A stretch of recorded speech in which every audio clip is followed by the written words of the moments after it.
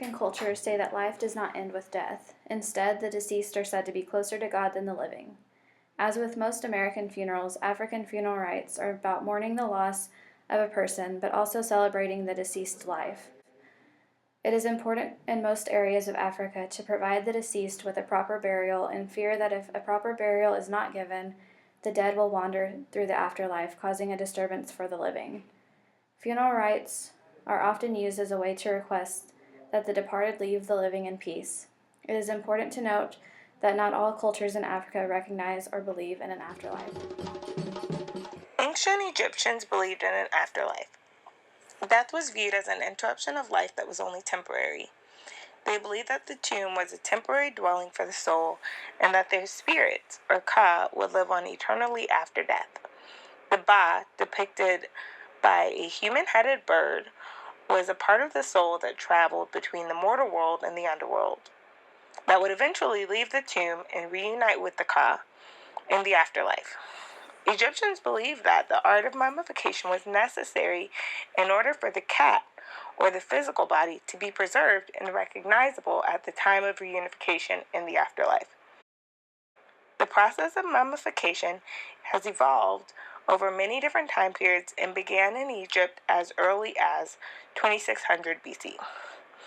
During the pre-dynastic period, the tomb was a mere hole in the ground, a circular pit commonly referred to as a pit grave today. Egyptians were buried in the fetal position with all of their internal organs intact. The body was preserved and desiccated by sand only, and no artificial means were utilized. One of the earliest corpses was laid on a woven basket and placed in a short casket-like grave. They felt that this was suitable and intended to resemble a home similar to that of the living that would protect the bodies from animal predators. In the early dynastic period, which was a time in which the bodies were covered in animal skins, the body was laid on its left side facing the west. The belief was that positioning the body in this way would allow entrance into the afterlife. Over time, the hole was deepened to about 17 to 20 feet, also known as a mastaba. Mud and bricks were placed along the sides. It took on a rectangular shape, and wood was embedded into the structure. It was also roofed over, and staircases began to form and led to the tombs. Provisions and utensils were buried with the deceased, as required by custom. They were often placed in a separate cavity or inside the walls of the tomb. Since Egyptians believed that the dead would live on in the afterlife, they wanted their loved ones to have access to the same comforts that they were used to in the mortal world. By the 4th dynasty, the internal organs such as the liver, the lungs, the stomach, and the intestines were removed from the body of the deceased through a small abdominal incision. The internal organs were placed in canopic jars and buried with the deceased. Egyptians at this time began to be buried in the full extended position, with their arms placed beside them. Later, their arms would be crossed over their chests. While mummification was open to the lower and poorer classes of Egyptians, many were unable to afford the luxuries of the more elaborate burial and continued to be buried in a contracted fetal position. Their organs were often left unprotected. By the New Kingdom, mummification took up to 70 days. This is a more common form of mummification that we hear about today. After a person had died, the family would bring the body of the deceased to the embalmers. The family was given 3 choices in burial that would determine the kind of coffin one would be buried in, the funerary rites available to them, and also the treatment of the body. Mummification required that the brain be removed through the nostrils with a metal chisel, and liquid be poured into the brain cavity. Embalmers were said to have worn the mask of Anubis during the mummification process. After removing the internal organs, they were embalmed separately and placed back inside the body to be buried with the deceased. Male sexual organs were also embalmed separately and placed back in the position and sealed with the resin. They believed that everything would be reunited by magical means in the afterlife. The heart was often left intact, as it was believed that the heart would be the determination of good and evil. The body was covered in natron, a salt substance, to extract all moisture from the body. This process could take up to 40 days. The body was then washed in oils to preserve the outer skin and wrapped with linens and glued to the body with plant resins. The body was placed in a sarcophagus or decorated coffin. Bases of the body were decorated or covered with masks in an effort to provide the deceased with a face in the afterlife. Bodies were positioned in the form of a statue or in the natural position that the body took on in life. The mummies of kings and pharaohs were often covered in gold and silver. This process went on for over 3,000 years. Mummies were also subject to pillaging or grave robberies. Today, Egyptian funerary practices are similar to that of Western culture. However, some of these practices can still be seen such as the visitation to the tombs for the purpose of participating in feasts and observations of their ancestors. Modern Egyptians provision the tomb with food, prayer, and invocation to the deceased are common practices as well.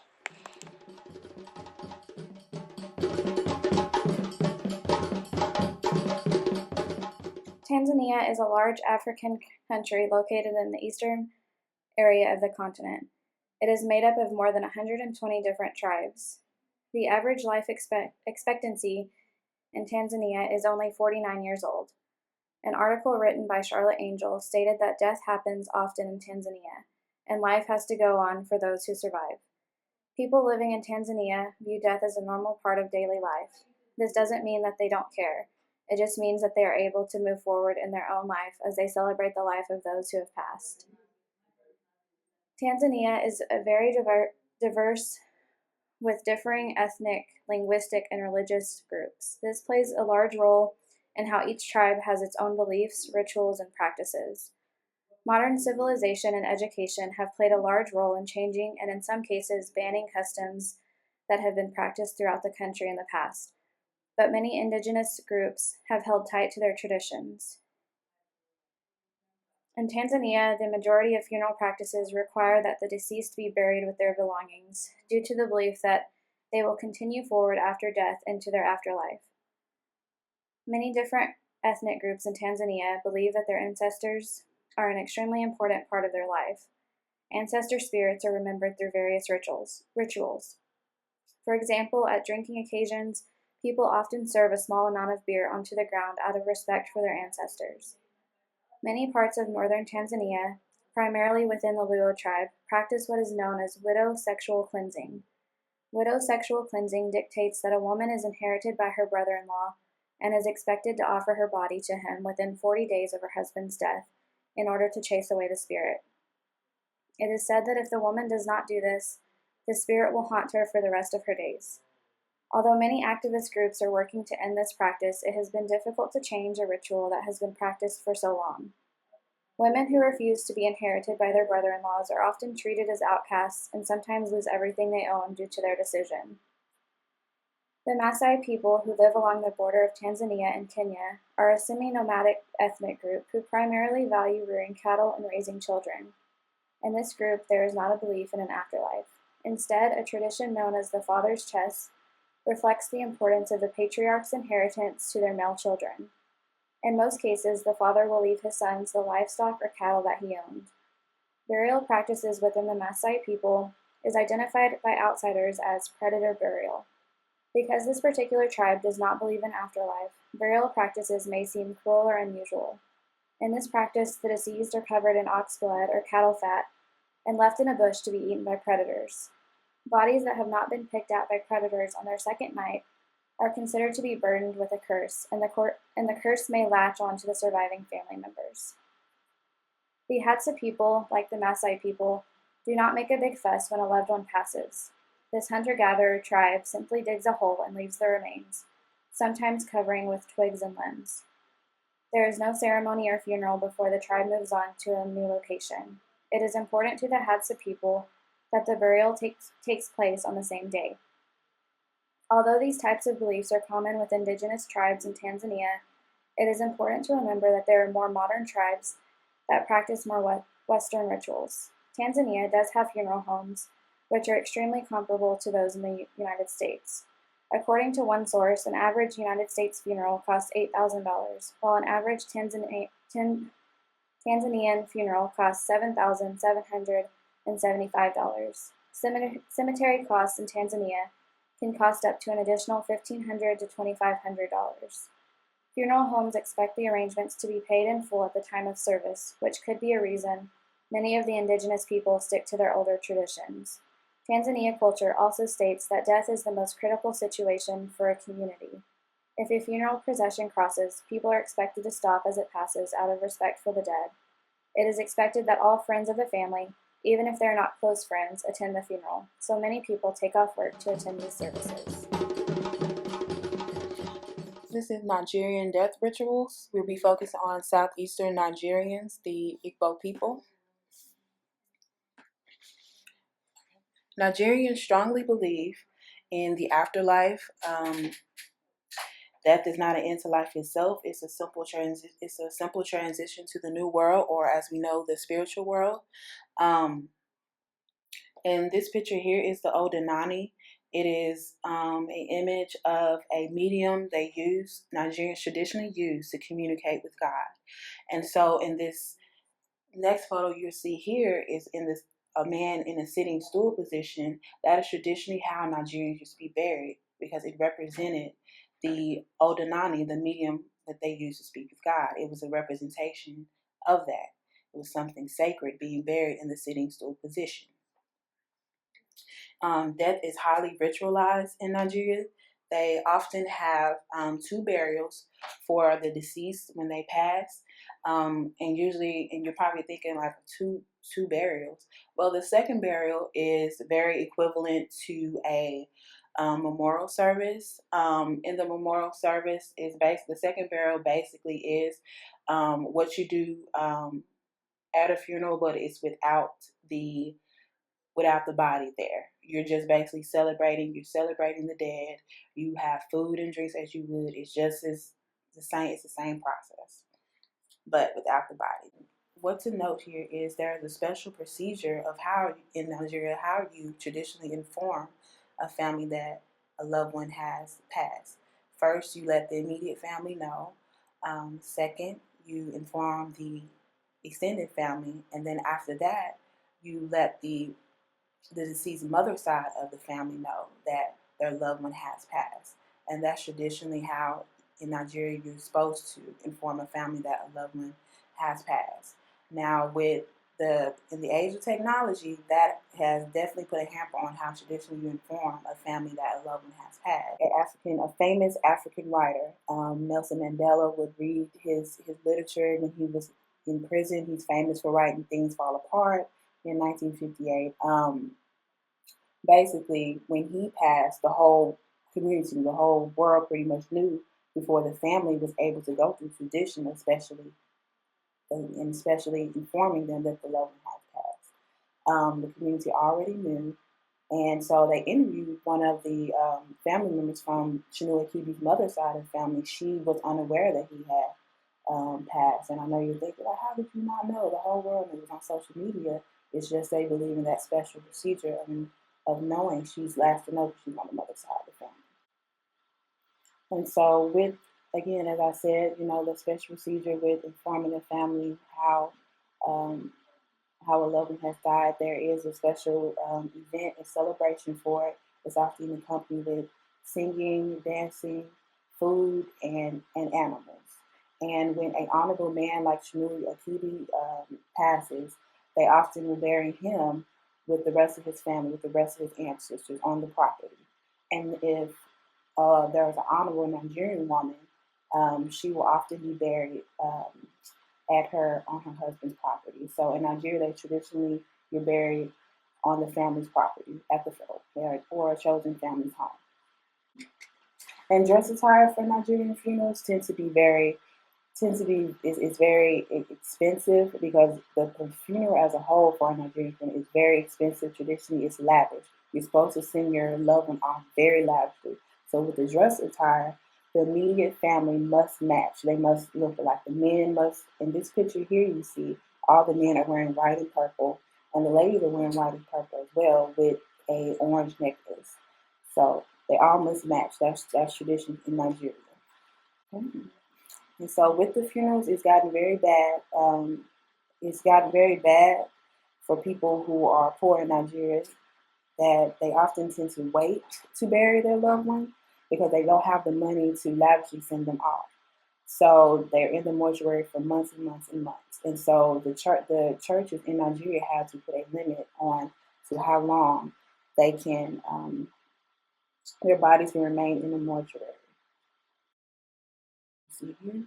And as they proceed to a burial, traditionally they celebrate with dancing and singing. The pallbearers are often seen dancing while holding the coffin.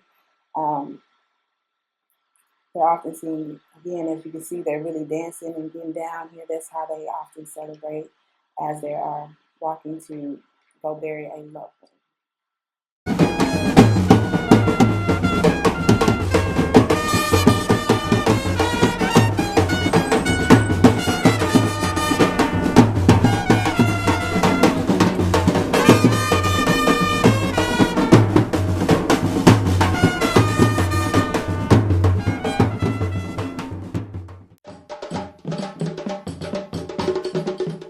Ghana is a nation on West Africa's Gulf of Guinea, and there are over 100 ethnic groups.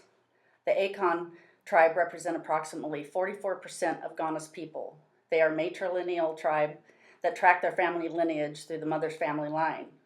The Akan people believe that when they die, that if it is a good death, they have the opportunity to become ancestors. A good death is one of which a member has either lived a long, productive life or has accomplished great things in their shorter lives. Those who die and achieve ancestor status are given great funerals as the family wants to please them, because they believe that ancestors are the ones who will protect them, take care of them, and provide their desires, as well as anoint their family with the ability to reproduce. Family members are very active in making sure to keep their dead ancestors happy in order not to anger them or lose favor with them. Bad deaths in the Akan tribe are any deaths that are by disease, accidents, suicides, and or children. They are considered bad due to their not living long and not having accomplished a productive good life. Members dying by disease such as HIV many times will not be given funerals, and they will be buried immediately. In funerals for the considered bad deaths, there is much more emphasis on crying out in sorrow and in the showing of grief. It is believed that proper funeral rites are what allows the deceased person to join their ancestors in spirit. Dying of a bad death takes away any funeral rites being performed for the deceased. If funeral rites are performed for a person who dies of a bad death, it is feared that another bad death will occur. Customs and historical traditions with preparing the body. Historically, the Akan people have had funerals rather quickly after a loved one passed. Preserving the body was not an easy task, making promptness and burial rituals a must. The only exception to fast burying of the dead was if the member was a chief or other high status. Higher status required much more preparation to assure many mourners could participate. Modern-day Akan funerals have the advantage of utilizing morgues that can keep bodies preserved for extended periods of time and have become big business for Ghana. Traditional preparation of a deceased loved one is the duty of the elderly women within the deceased family. The body is cleansed and then clothed properly by age, gender, and status. And the body is then laid in a state of mourning. This can be on a porch or in the family's living room. The state of mourning is for family, friends, and other close relationships to come and pay their respects to the deceased and to mourn the family. While laying in a state, it is customary practice to present gifts. Gifts are a practical nature of the Akan people, as they believe that their loved one is being prepared for the journey to the afterlife, and that the dead will require coin, water, and food for the journey.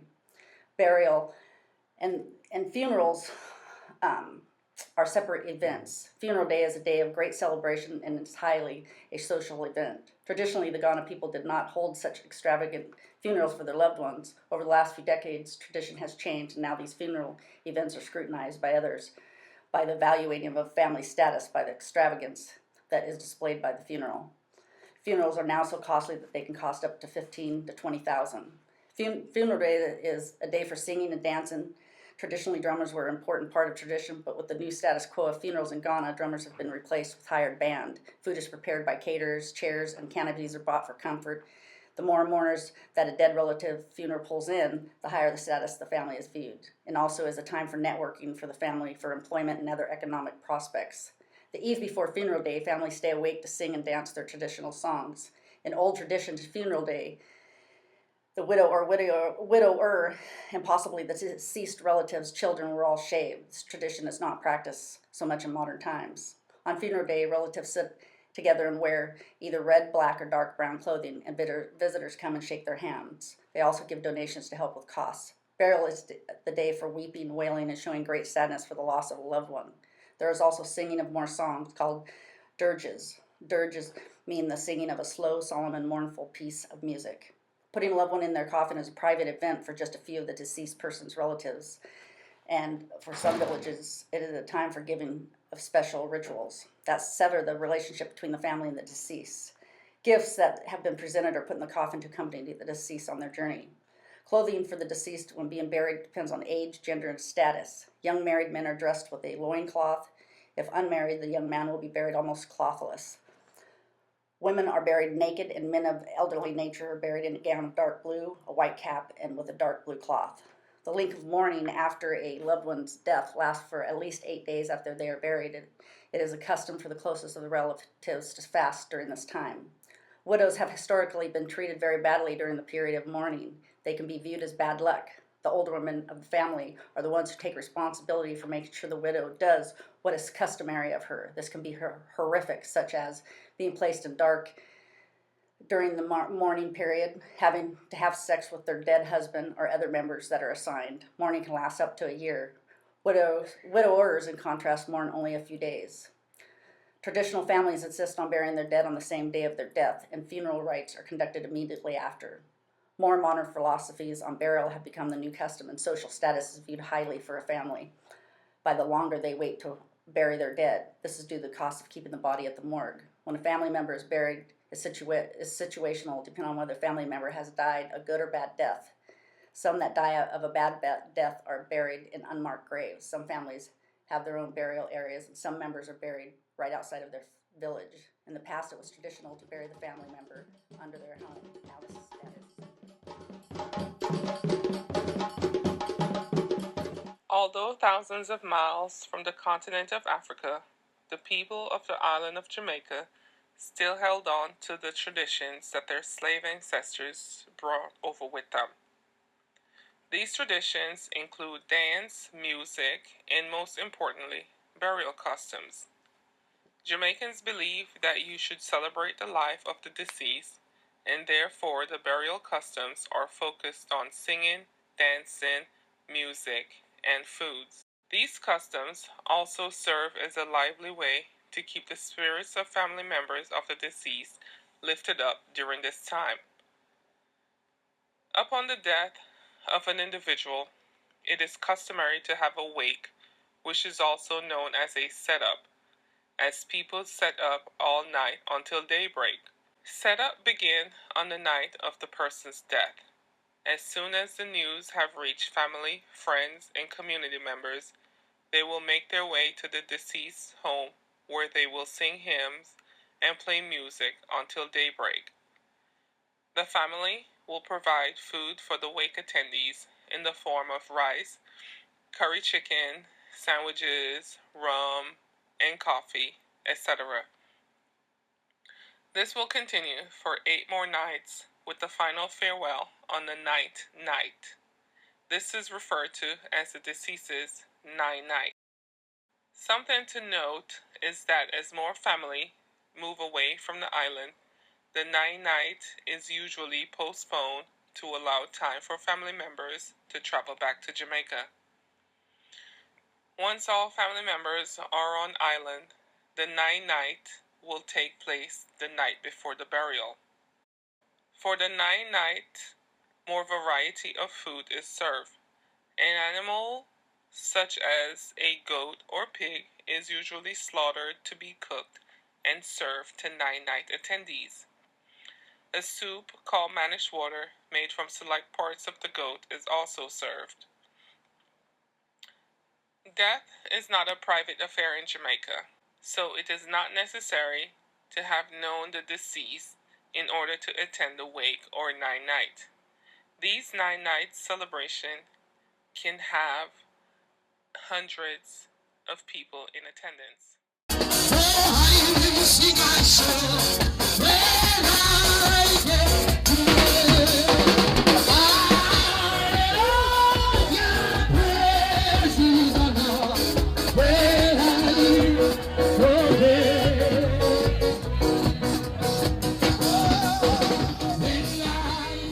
Although there are public cemeteries in Jamaica, the deceased is usually returned to be buried in the rural area on the family's land with other deceased family members. It is not uncommon to see family cemeteries close to the family's home. Before the grave digging can begin, rum is poured on the ground in a tribute to the ancestors. Digging the grave is not a somber occasion, but rather filled with singing and some dancing. A steady supply of rum and alcohol is provided to the family members, friends, and community members participating in digging a grave. Food is also provided for the grave digging.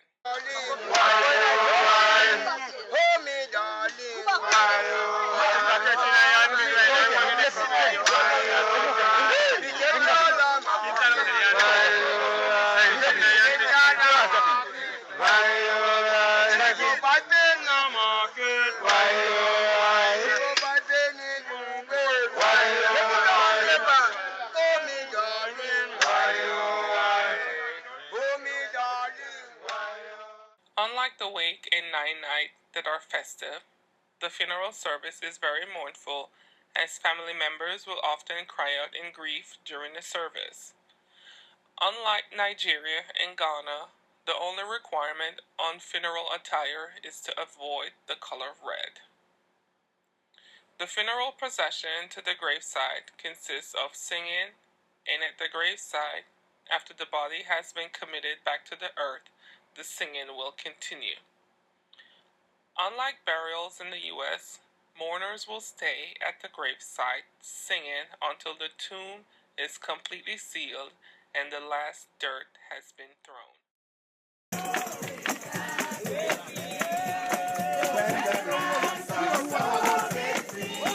Oh, what a hallelujah.